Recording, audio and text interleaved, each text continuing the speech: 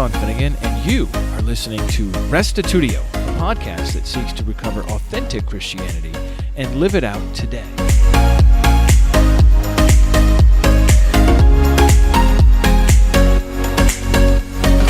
Last time we focused on the two main translation theories, formal and dynamic equivalence.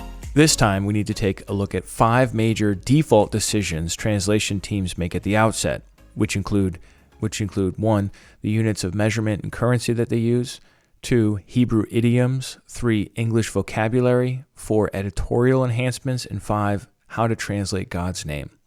By becoming familiar with these 5 topics, and then also the one in our next episode on the subject of gender, you'll be able to better assess English Bible translations and less susceptible to misunderstandings. Here now is episode 343, part 14 of our Bible class, Bible Translation Default Decisions. Instead of really introducing this a lot, I just want to dive right into units of measurement to show you how this all works. So let's look at a verse, Numbers chapter 28, verse 11. The NRSV reads, "At the beginnings of your months you shall offer a burnt offering to the Lord, 2 young bulls, also 3/10 of an ephah of choice flour for a grain offering." Whereas the CSB reads, "At the beginning of each of your months present a burnt offering to the Lord, 2 young bulls with 6 quarts of fine flour, mixed with oil as a grain offering."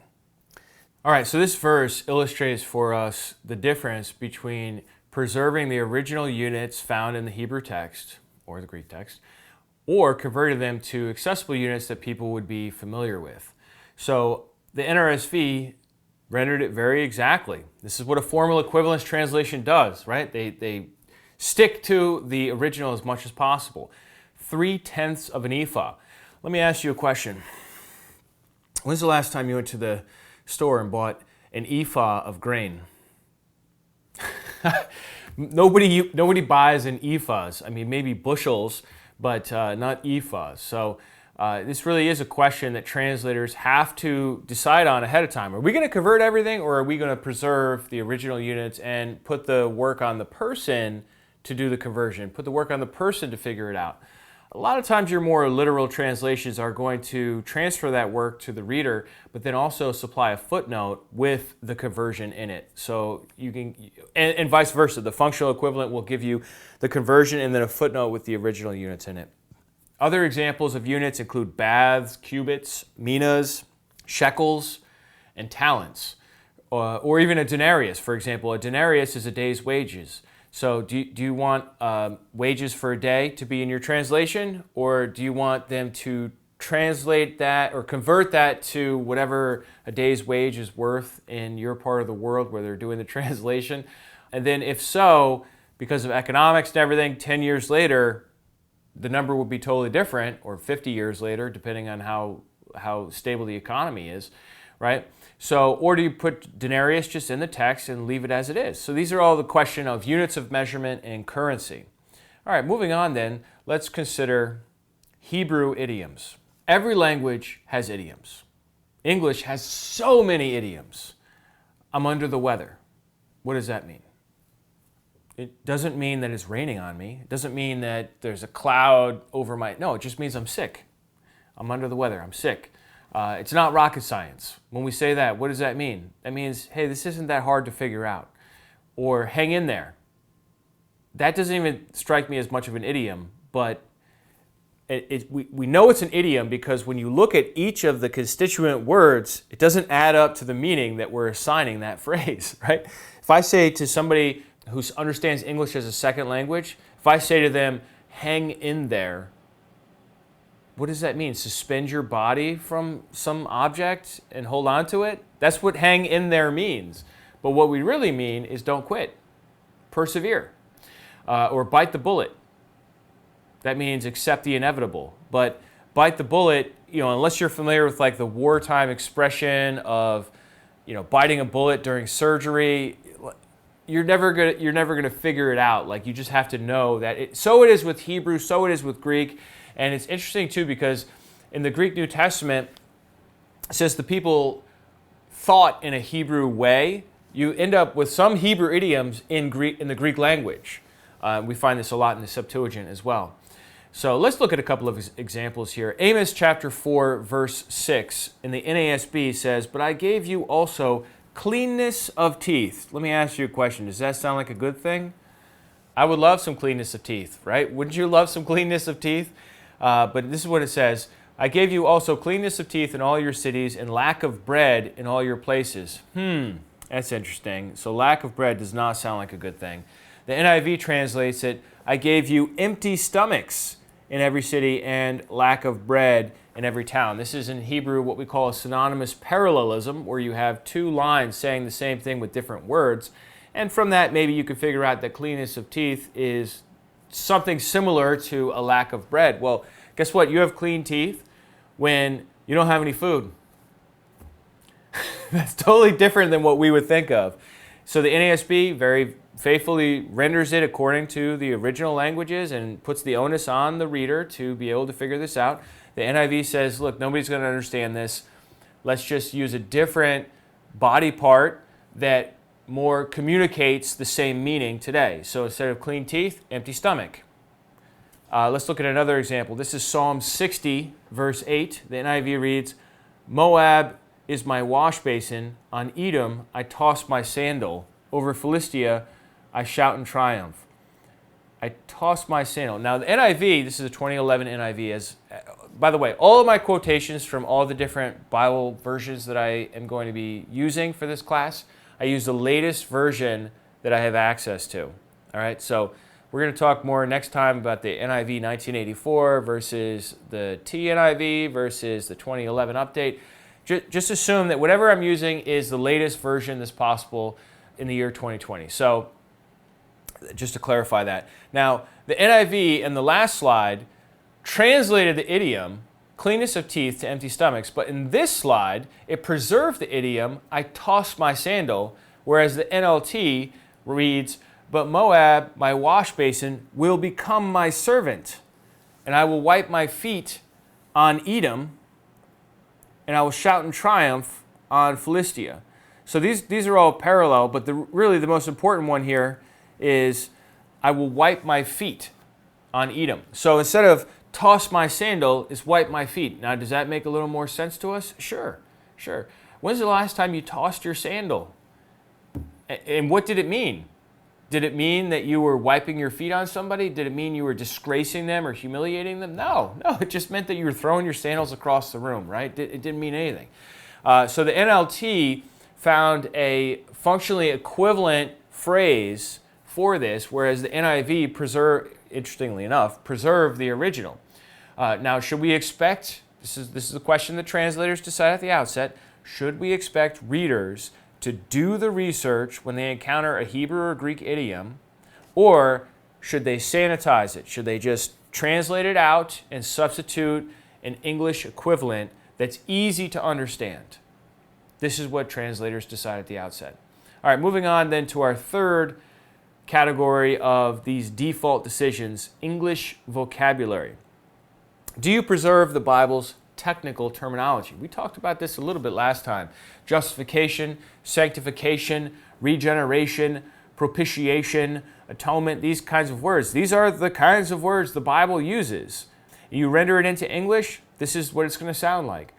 Or do you translate that instead of saying justification, made right with God, or cleared away of guilt, or something like that. Instead of sanctification, made holy.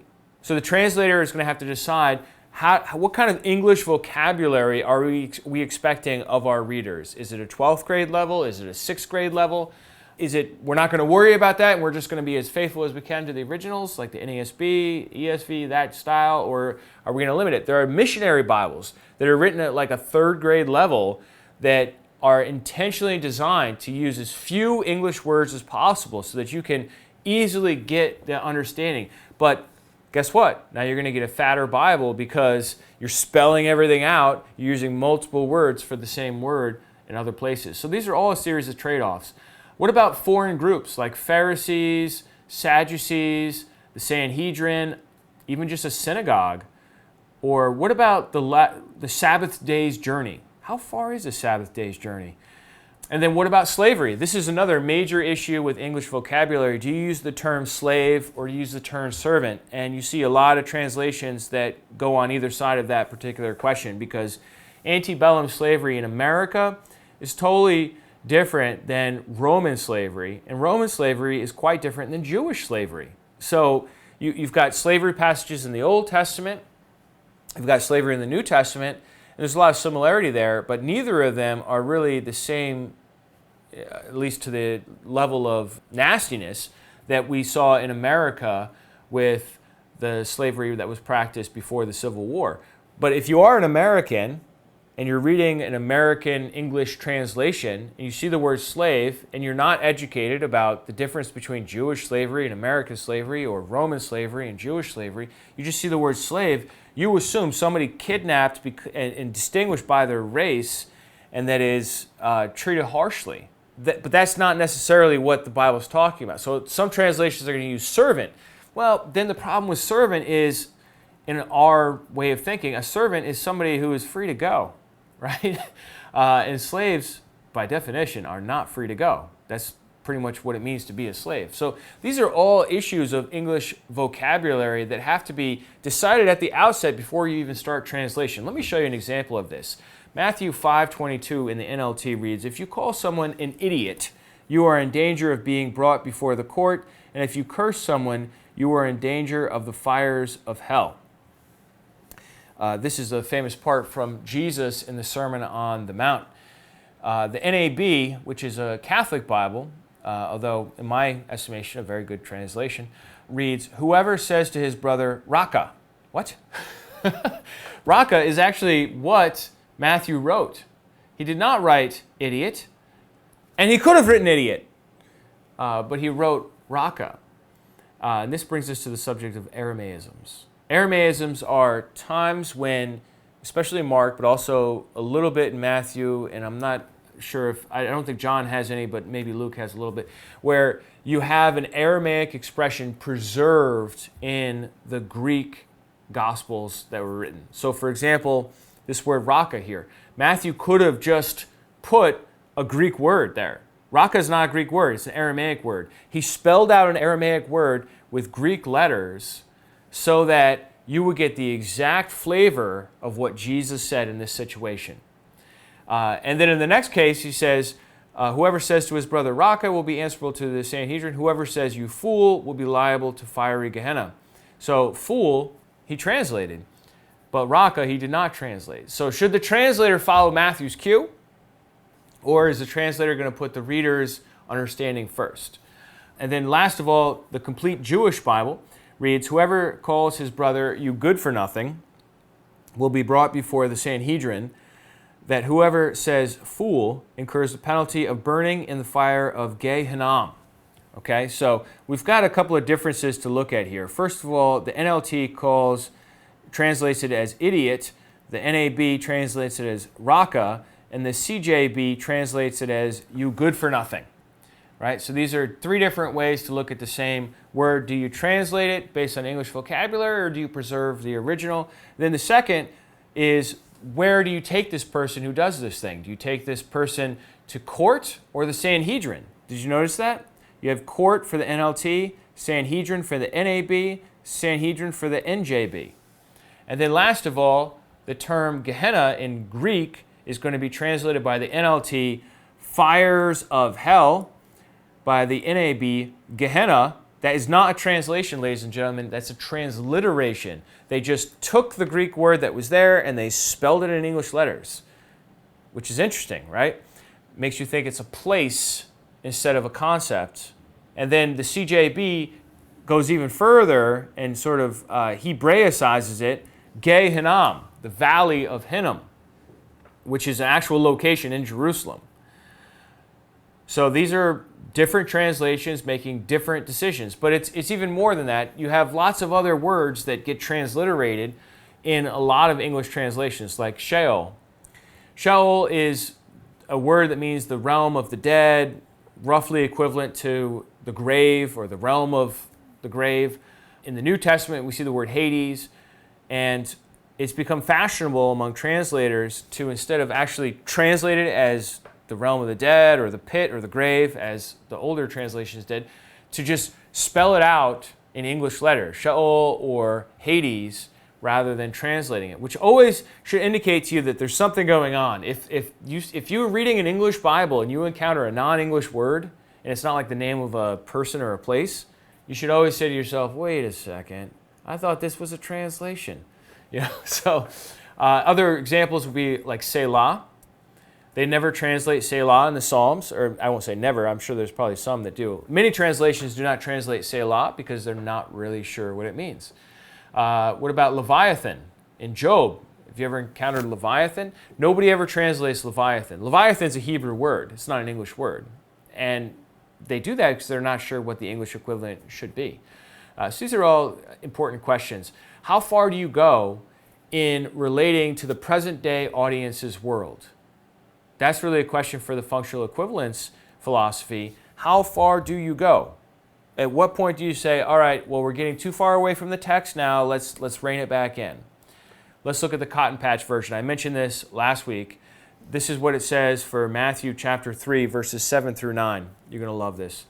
When John noticed that a lot of Protestants and Catholics showing up for his dipping, he said to them, "You sons of snakes, who put the heat on you to run from the fury about to break over your heads? You must give some proof that you've had a change of heart. And don't think that you can feed yourselves that, oh, we good white people stuff, because I'm tell you that," yes, I said that right. "I'm tell you that if God wants to, he can make white folks out of this pile of rocks." So I turned on my Georgia accent just a little bit there. It just came out on its own. Sorry to any native Georgians watching this. But so this is the Cotton Patch version, translated by really a brilliant philologist. This man, Clarence Jordan, who did this, has he had a PhD in Greek for translating. And he was really, really an inspiring guy to me for many other reasons, not necessarily for his translation here. But what's he doing? He's living in Georgia on a farm that's integrated with white people and black people, and he's really pursuing a lot of racial reconciliation in an age where it's not acceptable, and in a place where it's not acceptable. And he wants to give his people a translation that they immediately understand. There's none of this like what's going. So they, instead of talking about Jews or Gentiles or Pharisees or Sadducees and all these, or Jerusalem, he substitutes for Pharisees Protestants and for Sadducees Catholics. I mean, talk about an anachronism. There are no Protestants or Catholics at this time that Jesus is talking, right? But his audience gets it, because who in their world was the Pharisee? Who in their world was the Sadducee? Oh, it was the Protestant, it was the Catholic of that time and that place. So Clarence Jordan decided to substitute that. When you first encounter his translation, you're like, man, this guy's wild. He's out there. But if you nuance it by understanding the situation he's in, that instead of saying children of Abraham, he says white people. Children of Abraham was sort of like a privilege mindset that Jewish people had at the time of Jesus. Oh, we're children of Abraham. Don't tell us we've never been slaves to anybody. Who do you think you are? We're children of Abraham. It sounded like white privilege to Clarence Jordan. So he translates it, we good white people. So that's really an interesting translation that, 50 years later just would not fly at all, especially in other parts of the country of the United States or in other English-speaking countries of the world. It just doesn't make any sense at all. But at that time, it did make sense, and so that was his functional equivalence decision that he made. As far as the English language goes, he knew his people didn't know about those terms, so he found relative terms in their world, and missionaries do this all the time. So really, again, it's that trade-off. Do you want somebody to immediately get the force of Scripture, or do you want them to have to do the work, do the education to understand Scripture on its own terms in its own historical context?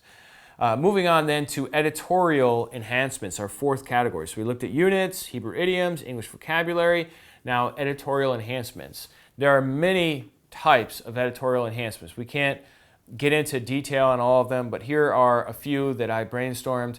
First of all, chapters that came into our translations in the 13th century. Verses came in the 16th century. Paragraph headings, most Bibles have these nowadays. You have cross-references Cross-references are editorializations. They're what somebody thinks is a similar verse to the verse you're reading. And there is an opportunity for theological bias there, believe it or not. Capitalized pronouns, that became all the rage in like the late 90s, early 2000s. And then now it's less and less. We're seeing the capitalized pronouns in reference to God, for example. Then you have poetic spacing. A lot of translations will do that. Then you have Old Testament quotations in the New Testament. Many translations will put some sort of emphasis in the New Testament when they're quoting the Old Testament, either quotation marks, or the NASB famously capitalizes every letter in a quotation, which, of course, in 1995, when they did that, there wasn't such a precedent as there is today that if you capitalize all the words in a sentence, it's like yelling. It's like you're angry. But that wasn't the standard in 1995. Or italics, right?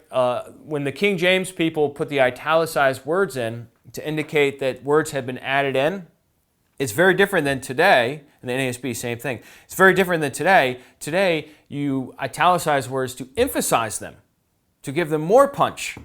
And these are the words that aren't even there. So these are supposed to be like de-emphasized. So it's ironic how these things change over time. But those are editorializations as well. Then you have study notes. A lot of Bibles have study notes or commentary at the bottom of the page. Then you have textual notes about manuscripts, translation notes with alternatives, book introductions. Ever since at least Martin Luther, his Bible had these very lengthy introductions to each of the books of the New Testament, really priming readers to read it the way he wanted them to think about it, to import his theology into their reading of Scripture. And then you have red words editions of the Bible where all the words of Jesus are a different color. It's interesting they don't do that for God, right? They just do it for Jesus. I don't know what the deal is with that. But I guess there's a mindset behind it, like Jesus' words are charter for life and how we're going to carry on ourselves as Christians. We want to pay careful attention to the words of Jesus so they're in red print. So you have that's an editorialization. And sometimes there's an ambiguity where it's not clear. Are these the words of Jesus or are these the words of someone else? And the red words is actually nudging you in a certain direction to think these are or aren't the words of Jesus in that situation. Then, more recently, we have, I think it's just in the last 10 years or so, I mean, maybe there was some before, but these readers' editions of the Bible, where you get the Bible with everything stripped away, and it's this like radical hipster new practice of no verses, and some of them will just like even get rid of the chapters too, and it's just a clean text. The Bible is a novel, right? And so you see that sometimes today as well. Well, actually, that's a lot closer to what we had in the manuscripts, at least the oldest manuscripts, where it's just word after word, line after line. I don't have anything against editorial enhancements. I just want you to be aware of them. They are not inspired by God.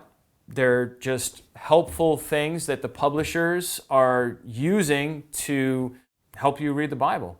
And they might be right, they might be wrong, they might have theological bias in them. So just be aware of them. Next up, we have God's name.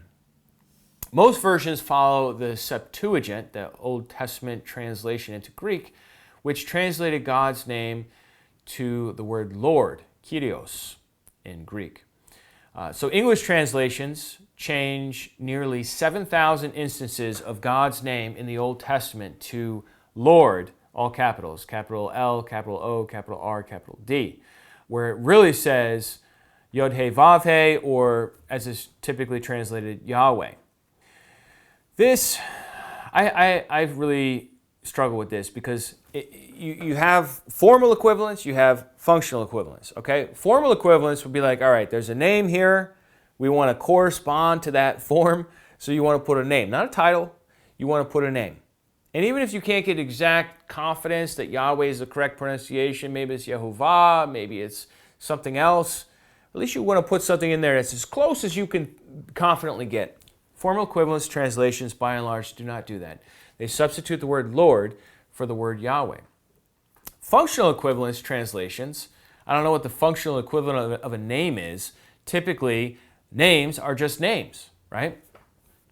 and yet they all do it as well. So I think doing this practice of substituting Lord for Yahweh, actually violates both translation philosophies, since it neither offers the right word or the right thought for the name of God. Now, a few translations have bucked the trend, leaving Yahweh or Jehovah. The King James Version famously included Jehovah 4 times in the text. The NEB included it 2 times. The NLT, 7 times.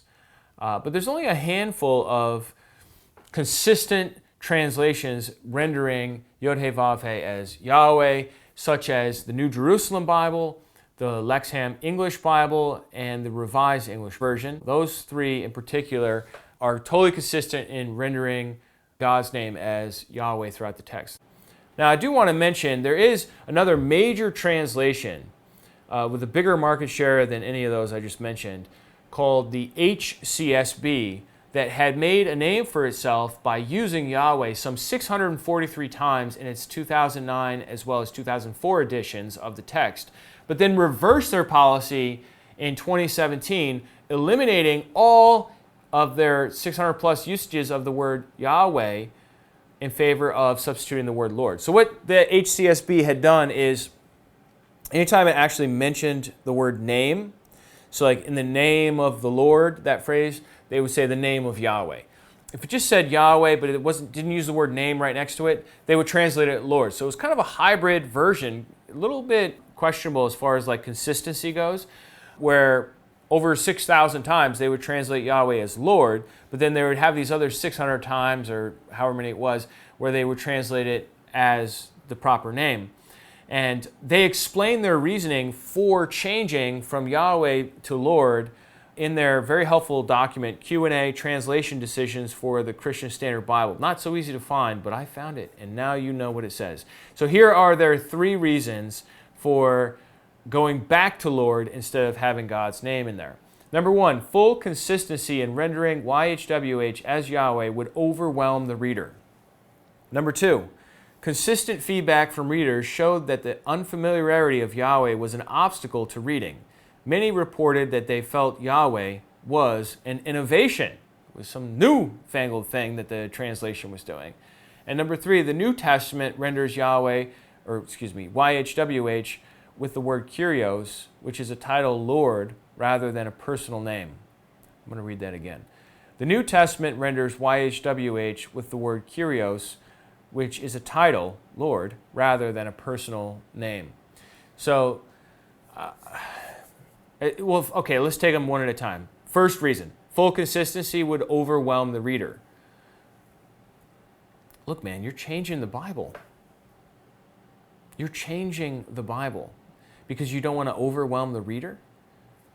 If God's name, why does God's name, why would it overwhelm the reader? Because it's used so much throughout the Old Testament, right? Don't you think people would get used to that? It wouldn't overwhelm them anymore after like they saw it like that all the time, just like any Hebrew reader sees it all the time. Their second reason that people were unfamiliar with it. Well, why are they unfamiliar with it? Because everyone keeps substituting a title for the name of God. They will become familiar with it over time, just like other things in translation. And then their third reason, though, I think they do have a good point there. That's their most powerful reason by far, is that the New Testament had already established a practice of substituting the word Lord for Yahweh when they quoted the Old Testament, whether quoting from the Septuagint or doing a fresh translation themselves. And so you could make the case that, okay, well, since the New Testament writers all substituted Lord for Yahweh, which so far as the manuscript evidence goes, is the case. That's what we know. Even the oldest stuff, even the papyri, we don't have the name of God in the New Testament, so far as I know. If you have any information otherwise, please send it over to me. I'd love to see that. But so if that's the case, then Christian translators can say, oh, we're just following the precedent set by the people that wrote the New Testament. They were inspired by God. They're authoritative, so we're just following their example. That is actually probably the strongest case you can make for it. However, the fact remains, as a translator, you're still changing the Bible. You're not translating it, you're changing it. What gives you the right to change it? because later on in the New Testament they changed it. Okay, well, that doesn't necessarily give you the right to change it in the Old Testament, does it? So I think that argument is ultimately insufficient to really make the case. Now, I know that Jewish people substituted the word Adonai, which is the word for Lord, for God's proper name. And I understand that they did that out of respect, out of a fear of breaking the third commandment, you shall not take the Lord's name in vain.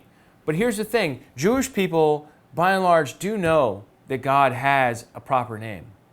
And they have a lot of emphasis on reading some sort, maybe not fluency, but reading knowledge of Hebrew even to this day. In order to get bar mitzvah or bat mitzvah, you need to be able to read the text. So you're going to see it. You're going to know it. You're not going to say it, but you're going to know it. But here's the problem with Christians. With Christians, we don't have this close relationship to the original language.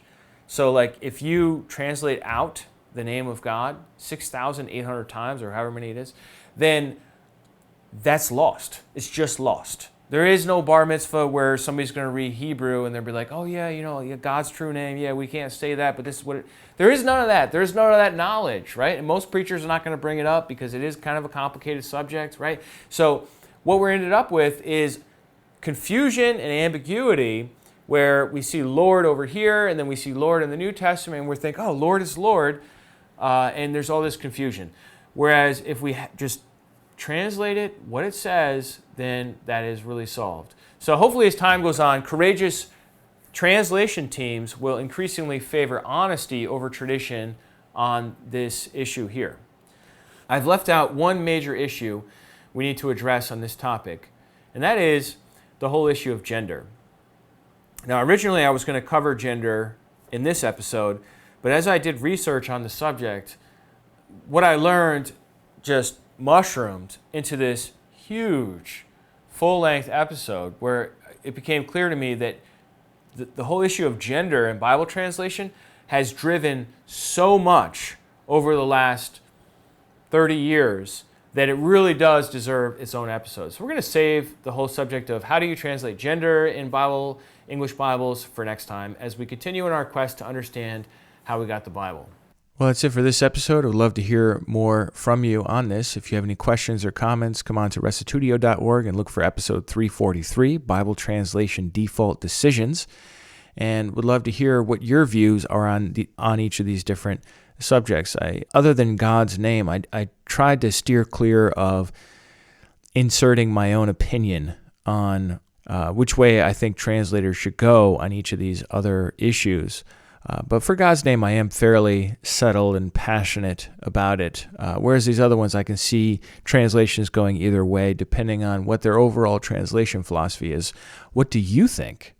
Come online and let me know what you think. Also, just so you know, in the show notes for this episode, I've got a bibliography of about 7 books related to Bible translation that may be of help to you if you're interested in further research on this subject, as well as a link to the article from the Christian Standard Bible called Q&A, Translation Decisions for the Christian Standard Bible.